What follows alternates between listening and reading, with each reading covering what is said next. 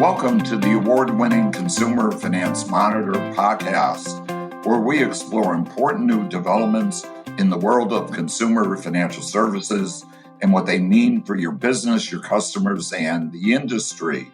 This is a weekly show brought to you by the Consumer Financial Services Group at the Ballard Spahr law firm.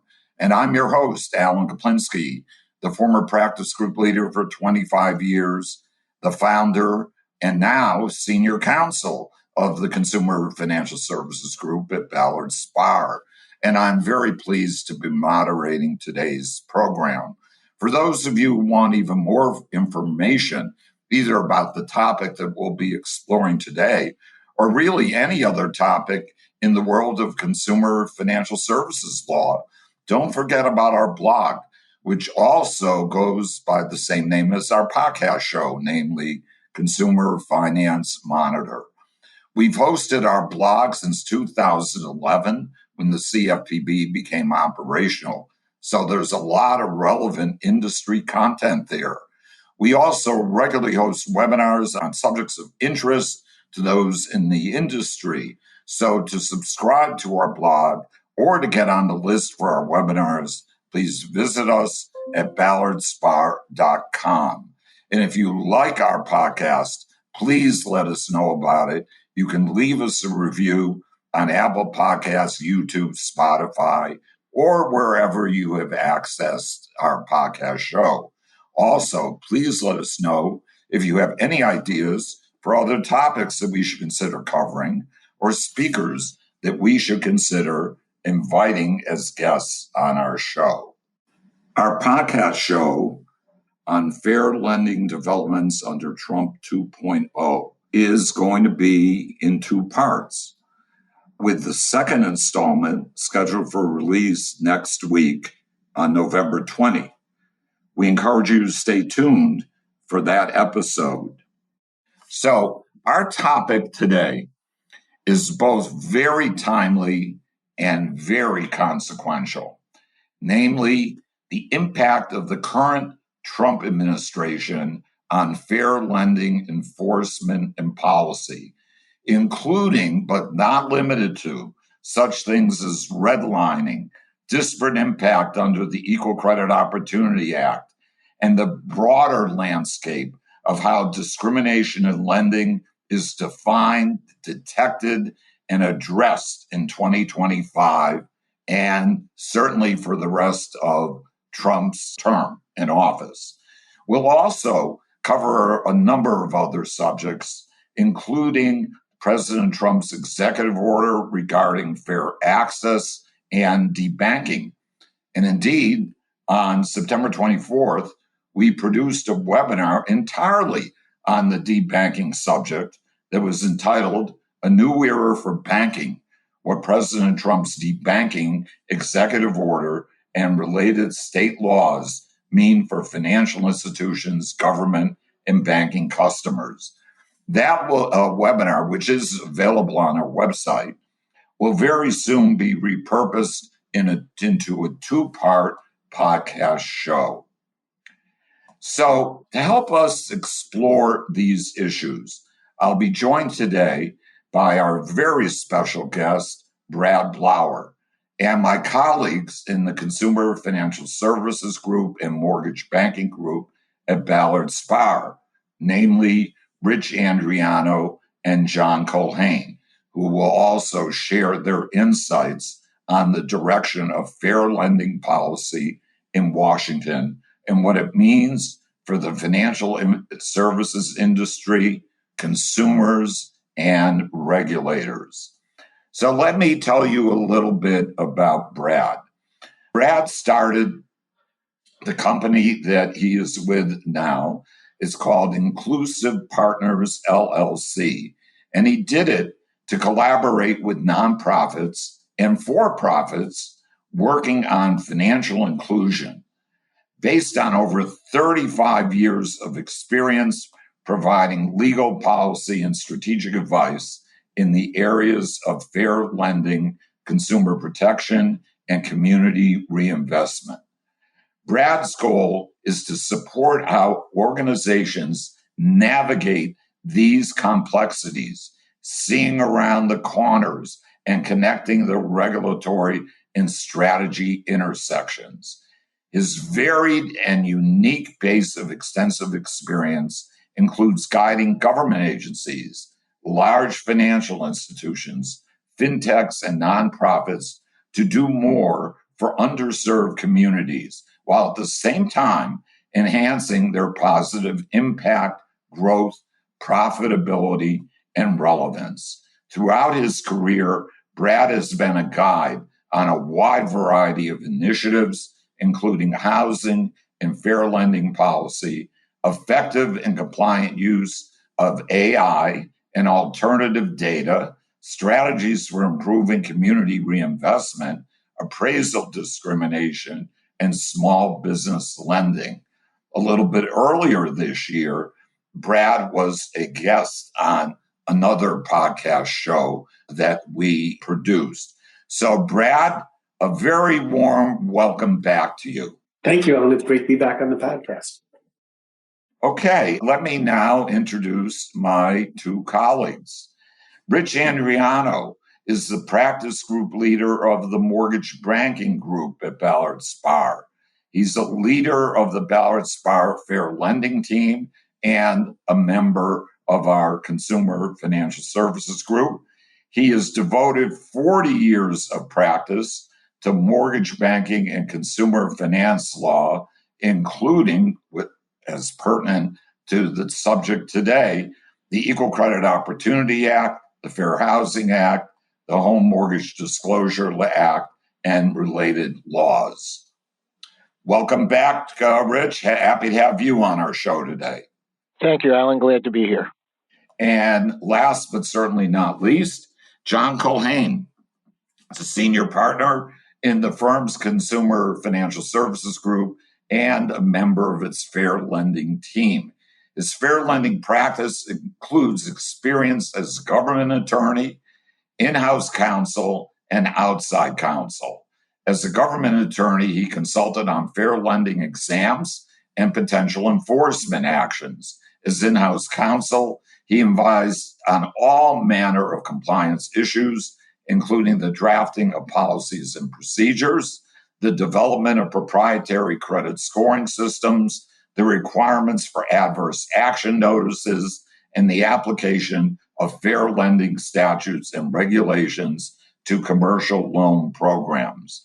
As outside counsel, among other things, he's run mystery shopper programs, established special purpose credit programs, reviewed judgmental and automated underwriting systems, supervised disparate impact reviews, rebutted allegations of pattern or practice violations in the fair lending area, and defended clients accused of redlining by bank regulatory agencies. He's the former chair of the ABA's subcommittee on fair lending that is part of the Committee on Consumer Financial Services, and he frequently writes and speaks about Equal Credit Opportunity Act compliance and other fair lending issues. Let me just say, in addition to that, John is a charter member of the Consumer Financial Services Group who joined Ballard Spahr more than 30 years ago, along with me and other people that came from another law firm. Indeed, we have practiced together for about 35 years. So, John, welcome to you. Thanks, Alan. This is how we're going to proceed today. I have a number of questions for you, Brad, which I'll pose to you. And then after you answer each question, I'll give Rich and John the opportunity to respond or otherwise chime in. And if you have anything that you want to say in response to that, of course, you're welcome to do that. We're going to have a conversation today about a number of very important topics. And we could really call this Fair Lending Trump 2.0. And I think it's fair to say that there has been a bit of a sea change, maybe more than a bit of a sea change, in fair lending oversight and enforcement from the Biden administration to the second Trump administration. Brad, can you lay out for our listeners at a high level some of the biggest changes before we dive in deeper than that? Sure, Alan, thank you. And I should add that, I've worked both at the Justice Department and Federal Trade Commission on these issues, as well as advocacy groups and in addition to my own firm now. So I've seen it from a variety of perspectives, and I've never seen quite the pendular swing from one administration to another, from the Biden administration to the second Trump administration. And I'm just going to list out some of the things that I've seen happen over the last 8 to 9 months under the second Trump administration. The first is, that the administration laid out pretty early on, within the first month or so, that it was going to view all federal programs, grants, contracts, to eliminate any kind of emphasis on diversity, equity, and inclusion, DEI. And that was sort of a broad statement of principles. And what we've seen after the issuance of that executive order is a lot of changes in federal policy, both from the administration directly and from various agencies. There was an executive order that came out in April called the Restoring Equality of Opportunity and Meritocracy Order, which essentially said that the federal government thought that disparate impact, one of the theories under the federal fair lending laws, was not going to be enforced by the federal government or used in supervision. So the administration took the step of actually redlining in a different kind of way than we normally think of redlining the text of the various agencies that enforce the fair lending laws to eliminate any reference to disparate impact and take out the sections that discuss disparate impact. So clearly there's not going to be any emphasis by the Trump administration. And we will talk about that a bit more.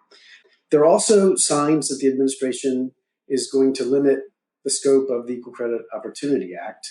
We saw a little bit of that in its effort to try to vacate a consent order, a settlement in the Townstone financial case, where the administration has views about whether you can actually bring a claim of discouragement under the Equal Credit Opportunity Act. And that's, in essence, saying that the policy under the Biden administration was that pre-application was a pre-applicant. So if you're in the process, you haven't applied yet, but you're thinking of applying, you're in communication with a creditor, that would be covered if in some way the creditor discouraged the applicant, the person from applying for a loan. And so we've seen a bit of a philosophical point made by the administration that they may limit a COA on discouragement. We've also seen some guidance come out on AI. Under the Biden administration, you had some guidance that came out from the CFPB in particular that specified what creditors, what companies needed to do when they were using AI or any kind of model in terms of understanding that model, the clarity of their understanding, and they needed to have the ability to explain how their model worked in terms of, for instance, providing reasons to consumers about why they were denied for credit, or maybe they were getting credit under less favorable terms. That guidance has been rescinded by the CFPB, and the administration came out actually with an AI action plan a few months ago, which basically said, look, the administration wants the U.S. to further advance its AI abilities. It wants to be China, and therefore it's going to take a dim view of any kind of rules or regulations that are going to hinder the development of AI. Now, the administration was not saying we're getting rid of consumer protection laws and fair lending laws, but it was saying it was going to really view laws and regs, even previous actions by the government, consent orders, to see if there was anything that would be hindering the development of AI. So that's going to be an interesting thing we'll see play out over the next couple of years. And just a couple more things I'll mention so we can get the discussion started, but this is what I'm seeing in terms of the sea change that you mentioned. There's also a concern in the advocacy community, and this is my view, that the special purpose credit program is going to be reevaluated by the administration. You can develop a special purpose credit program under the Equal Credit Opportunity Act. That's clear from the language of a COA and Regulation B as it stands now. But there was some additional guidance provided by HUD during the Biden administration that just as developing a special purpose credit program would not be considered discrimination under ECOA, it would therefore also not be considered discrimination under the Fair Housing Act, with a theory that would be inconsistent to have two federal fair lending laws that were basically inconsistent. And so there was guidance on that from the HUD General Counsel. That guidance has been hidden by HUD. It's no longer available. It hasn't been rescinded, but there is concern in the advocacy community that it might be being reevaluated at this point. And then, some of the bigger logistical things we've seen with this administration, I would be remiss in not mentioning the dismantling of the CFPB, firing of employees and basically downsizing that agency significantly and limiting its ability to issue rules and do enforcement actions. So as one of the primary enforcers, agencies out there, the CFPB along with Justice and the Federal Trade Commission, that's a major concern for the advocacy community of the administration's position that the CFPB should play a much smaller, more limited role. And then we'll get into this later, but you certainly have revisiting the small business data collection rule and what will be required for reporting for small business lenders there, the extension or the rescinding of the 2023 Community Reinvestment Act rule and going back to the 1995 rule. So you've got a whole potpourri of changes by this administration, which we didn't see in the first Trump administration, to change the rules of the game, to basically view discrimination and the enforcement of fair lending laws as looking at the more blatant activity, but basically putting a skeptical eye on any kind of use of statistics or other indicia of discrimination, which the Trump administration feels were just limiting our ability to develop AI, to do business in a fair way, and felt that it was prejudicial to the economy. And that's been the sea change that we've seen over the last 8 to 5 months. Either John or Rich, you have anything you want to add? Yeah, what we saw beforehand, prior to the Trump, in both Democratic and Republican administrations, under the fair lending laws, there was a view as there were protected classes and non-protected classes, and the white non-Hispanics or males were viewed as not protected, and minorities, females, were viewed as protected. What the Trump administration said is there's no protected or non-protected. Everyone is entitled to the protections of the Fair Housing Act and the Equal Credit Opportunity Act and other civil rights laws. So there's no such thing as discrimination or reverse discrimination, two different things. It's just discrimination, no matter who's involved. And that is a major change in thinking and approach to the fair lending and fair housing laws that we've seen. And that was the approach of both Republican and Democrat administrations in the past until now. Right. Thank you, Rich. John, anything? Well, I agree with what Rich said. That's certainly a big change. And I think if we're talking about a sea change, to use that metaphor, we sort of had a tsunami of activity under the Biden administration, and we now seem to be heading for a drought or near drought under the Trump administration. Although there do seem to be isolated areas where there will be continued activity, and we just have to keep an eye on those areas, particularly, as Rich mentioned, discrimination against individuals who hadn't traditionally been considered to be members of protected classes and covered by the fair lending laws. I think you may be alluding to the Trump executive order dealing with fair access and debanking, John. Have I got that right? Yes. Yeah. I think that's the area where we're going to see activity, and we'll talk more about that in the program. We'll definitely get into that a little bit later. So, Brad, you referred to among the litany of things that you mentioned where we've seen a sea change, you referred to redlining. That was an enforcement priority of the Biden administration. What approach did the Biden administration take? And how has that changed in the new administration? And is the Trump's administration only proactive, or are they also looking back in their approach to their new doctrine on fair lending? Yeah, there's definitely been a significant change in the approach to redlining. Under the Biden administration, within a year of that administration starting, the Biden administration, particularly the Department of Justice and CFPB, launched an redlining campaign. And over the course of the administration, I believe there were at least around 16 cases brought against lenders for redlining. That's basically either excluding people in protected classes or neighborhoods in protected where there's a significant number of people in protected classes from getting loans, or reverse redlining, which was dumping your worst products as a lender into those same communities. And so you saw a significant emphasis on enforcement by those agencies. And traditionally, the U.S. government had brought redlining cases which included indicia almost of some kind of intent. That was kind of the traditional view of redlining, that there would be not only statistical evidence, but there would be indicia of some kind of racial animus or some kind of bias. And under the Biden administration, there was a use of what was called the proportional distribution test, which basically said we're going to look at lenders and we're going to compare them to other lenders in their same relative size group, between 50% and 200% of their volume, and see how they're doing.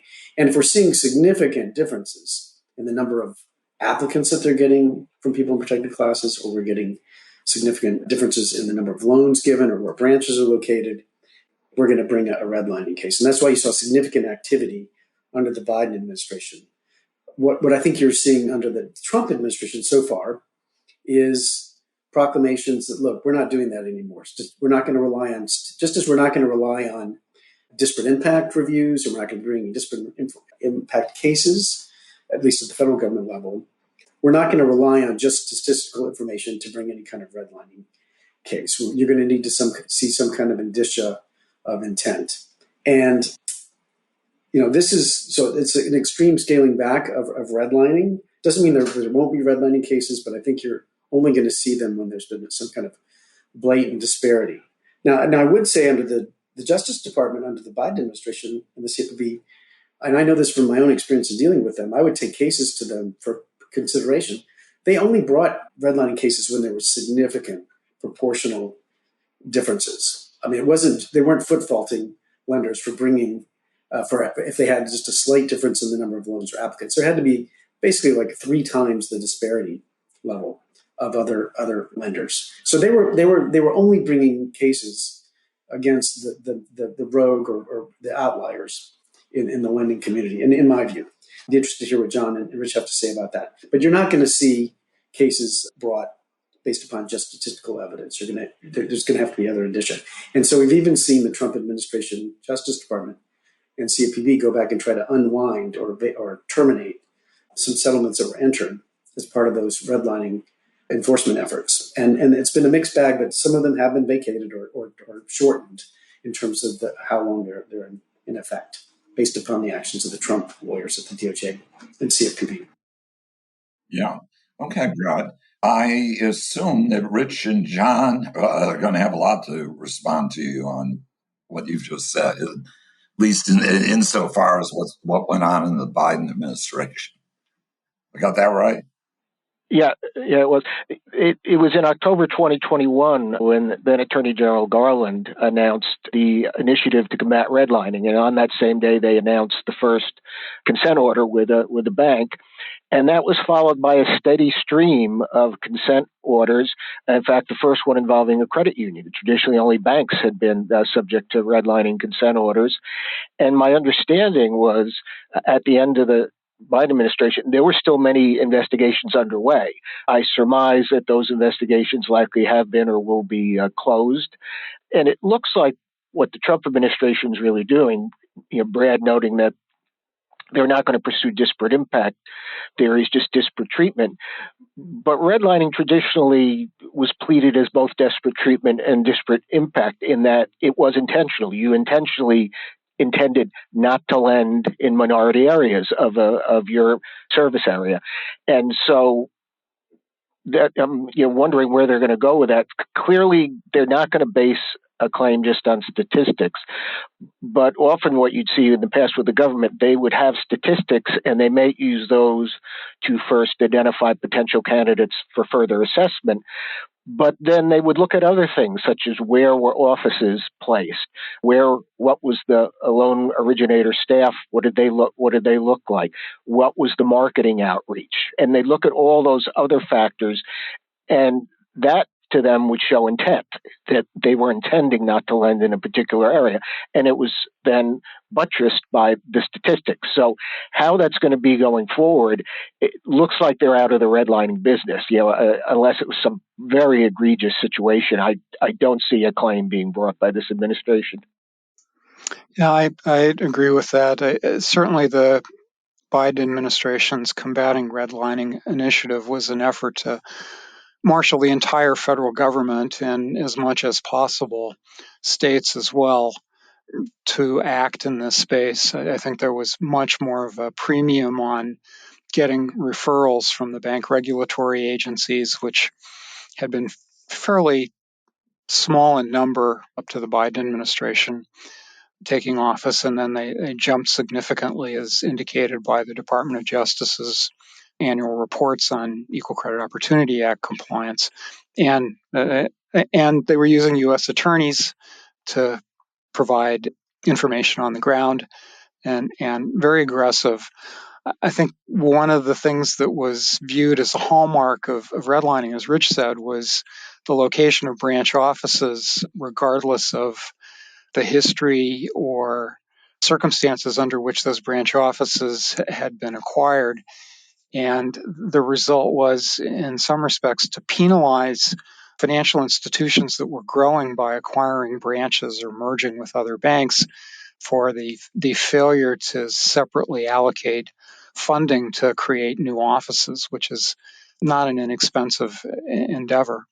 And it's clear we're not going to see that now. And as Rich said, I think we're probably not going to see much in the redlining arena at this point, unless we see some activity at the state level.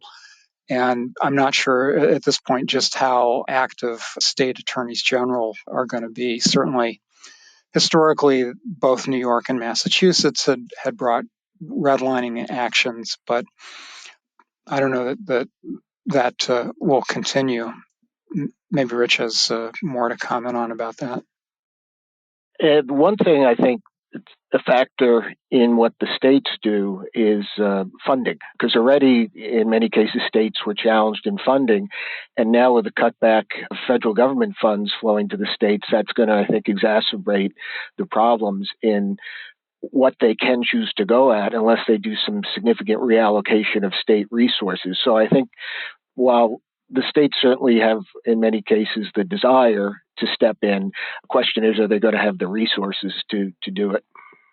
Well, and I would just add that, one of the concerns of the advocacy community, and I used to be general counsel at the National Community Reinvestment Coalition, and one of their big efforts that they work on are working with banks on community benefits agreements and identifying ways when there are mergers between banks that branches aren't just closed in the Black and Hispanic neighborhoods, but they're equally, there are efficiencies that the two banks bring to the merger, but they don't just close in one type of community and not in another. And I think you're not going to see cases brought in instances where you see mergers and you see branch closures primarily in minor communities. That is the concern. It still can be the concern of the advocacy community. I do think you are, because of the downsizing of the CFPB and the change in its enforcement scope, you've seen kind of a diaspora of staff from the CFPB going to the states. And so I think the states are gaining expertise because of that exodus from the federal government to the states. And so you're starting to see some cases being brought by Massachusetts or the California Department of Financial Protection and Innovation. You're going to see more and more cases being brought at the state level because of that de-emphasis at the federal level and enforcement. Are they redlining cases, Brad, or are you referring in general to other areas? So far, they've been disparate impact cases, but I think you probably will see some redlining cases down the road. Okay. Well, let's turn to another topic that you alluded to and was part of your litany of things that have happened under Trump 2.0. And that is the coverage of the Equal Credit Opportunity Act. And you referred to the fact that there may be an effort afoot to amend ECOA to make it clear that it would cover discouragement of applications. Right now, it's clear that it covers applications and things that happen after somebody has actually become a borrower, but not so clear as to whether ECOA covers discouragement. And one of you could describe for our audience what happened under the Biden administration and where you think things are headed now in this question of ECOA coverage.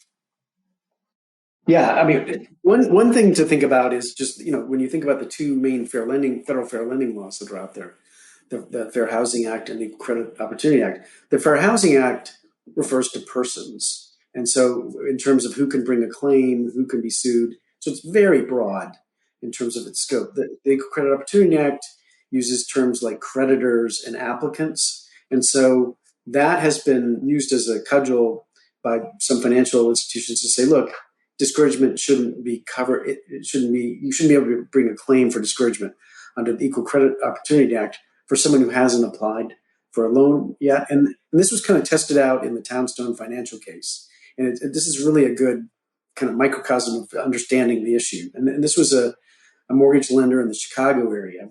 And I should note, this case was brought by the CFPB during the first Trump administration. It wasn't a Biden administration case. It was brought during Trump 1. And this mortgage lender president had a radio show where he would be on once a week. It was basically a promotion for the company. And he would say a lot of things like describing certain areas of Chicago, particularly the minority areas, as jungle areas, and you shouldn't drive your wife through those areas. And the CFPB looked at some of those statements from the radio program, looked at the low application rate by people in protected classes to Townstone and the low number of loans made to people in protected classes, and brought a case. And Townstone challenged that case saying, aha, wait, you can't bring a case under ECOA because discouragement is not covered by the Equal Credit Opportunity Act because only applicants are covered, not pre-applicants. And the district court in the Northern District of Illinois, strangely enough, agreed with that theory initially. It was overturned by the Seventh Circuit, which said clearly discouragement is covered under ECOA. And that Seventh Circuit precedent stands, as does similar precedent in other jurisdictions, other circuits around the country. And then flash forward to the second Trump administration, which went into the same federal court, district court, that had agreed with Townstone initially and said, we want to vacate the order because we think that there was bad acts by the CFPB staff. They were penalizing free speech. They targeted this guy because he was a Trump supporter, and we think you should vacate the order. And lo and behold, the same judge that had initially agreed with Townstone said, I'm not going to vacate the order. There's a strong preference for the finality of settlements under Rule 60, and I'm not going to let you throw your colleagues at the CFPB under the bus from the first Trump administration. They brought this case in good faith, and so that decision, the settlement wasn't vacated. So it's a really interesting journey of that case, but also, the situation of course, discouragement is covered under the Equal Credit Opportunity Act, and every circuit that's viewed this issue has said it is. This would be akin to a mortgage lender or a creditor putting a sign in their window and saying, people in protected classes need not apply. That's something that has to be covered by. It's certainly covered by the Fair Housing Act, and I would argue that it's also covered by the Equal Credit. And also, Brad, Reg B under... And Reg B is yes. Specifically purports to cover discouragement, and the issue is whether that regulation conforms with ECOA. Absolutely. But so there is concern that the Bureau could go in and propose to change Reg B to not cover discouragement and say, look, we're going to look to the language of ECOA itself, which talks about applicants only. That is a concern that the advocacy community has, and I have. There's also concern that the Bureau might even be very clear that it does not view under Reg B that disparate impact is covered under the Equal Credit Opportunity Act, even though there are decades of jurisprudence saying it is. So those are possibilities that this administration could implement under the CFPB. Rich or John? Yeah, the The spring rulemaking agenda, which came out, for a few seconds in August, then it disappeared and came back in September, has a COA listed on it as a rulemaking item. And it's pretty vague as to exactly what they're looking at, but I agree with Brad. I think the two things that could be on their list are one, particularly disparate impacts, since it's now the policy of the Trump administration that they will not pursue disparate impact claims. Do they want to take that language out of Reg B that does indicate the fact that you can bring those claims under COA? And then also, do they get to the discouragement issue, apparently trying to succeed, but they couldn't get done in Townstone, trying to succeed then now through rule writing? That obviously would immediately become subject to litigation, and that may be their intent. They may want to get this issue up before the Supreme Court, because with this Supreme Court, I have a pretty good idea how the Supreme Court would rule on that issue, and that may be the goal of the Trump administration. Yeah. John, anything that you'd like to add on this? Well, disparate impact is in kind of an odd posture under Equal Credit Opportunity Act and Regulation B. The words that we usually expect to see in a civil rights statute to encompass disparate impact don't appear in the Equal Credit Opportunity Act and Regulation B. There is legislative history going back to, almost the beginning of enactment of the statute, indicating that an effects test was intended, but there's certainly an argument that it was never actually incorporated into the statute. And oddly enough, I think the rulemaking that went on to take footnotes out of the regulation and move them into the commentary may do a disservice to those who are arguing for disparate impact, because initially the staff of the Federal Reserve Board had, in drafting Regulation B, had included a footnote to the regulation. So part of the text of the regulation specifically saying that disparate impact was covered. And a number of years ago, when the rules were reviewed, that text moved from the regulation to the commentary, which is, I think, a much more vulnerable and less official location for that interpretation. So I think it is likely that we will see the CFPB, assuming there are enough people left there to write rules, take on that issue with the goal of not only changing the rule, but getting the issue up before the Supreme Court. And Alan, I do think that is the goal of the administration. My concern, in addition to weakening the fair lending laws, if that happens, is that you'll have this incredible inconsistency in the law. If that does happen, that there's a Reg B change that disparate impact isn't covered, in that now you'll only be able to bring disparate impact claims under the Fair Housing Act, because the Supreme Court has spoken clearly under inclusive communities that you can do that. But you can't bring a disparate impact claim under any other type of credit. And that seems like a real inconsistency. It doesn't really make sense that only one type of credit would be subject to a claim and not others. So that's the inconsistency that would develop. I'm wondering whether any of you have looked back at the legislative history. You alluded to it, John, but I would have thought that when ECOA was first enacted into law, there would have been discussion about whether discouragement was covered under ECOA, that it would have been some kind of dialogue, and that would have been resolved. I take it that there is nothing like that. Am I right?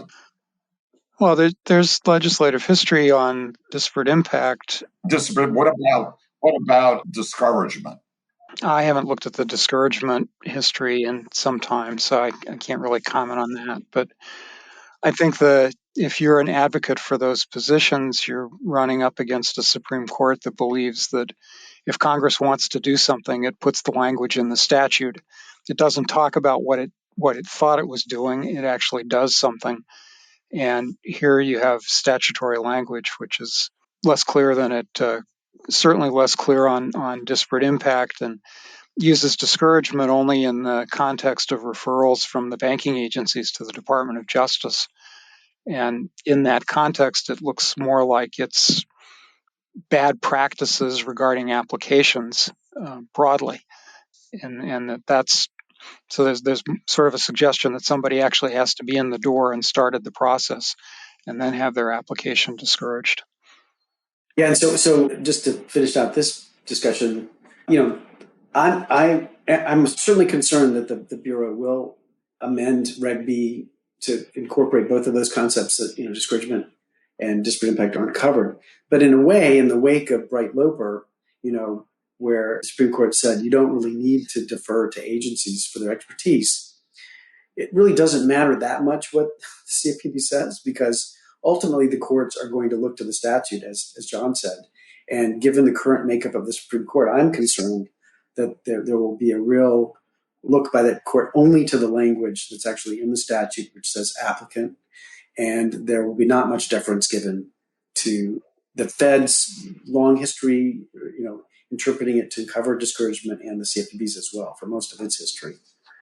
To make sure you don't miss any of our future episodes, please subscribe to our show on your favorite podcast platform, Apple Podcasts, YouTube, Spotify, or wherever you listen. And don't forget to check out our blog, consumerfinancemonitor.com, for daily insights about the consumer finance industry. And if you have any questions or suggestions for the show, please email us at podcast, that's singular, at ballardspar.com. Be sure to tune in for part 2 of this episode, which will be released next week on November 20. My colleagues, Rich Andreano and John Culhane, along with our special guest, Brad Blower, will join me as we continue our discussion on fair lending developments under Trump 2.0.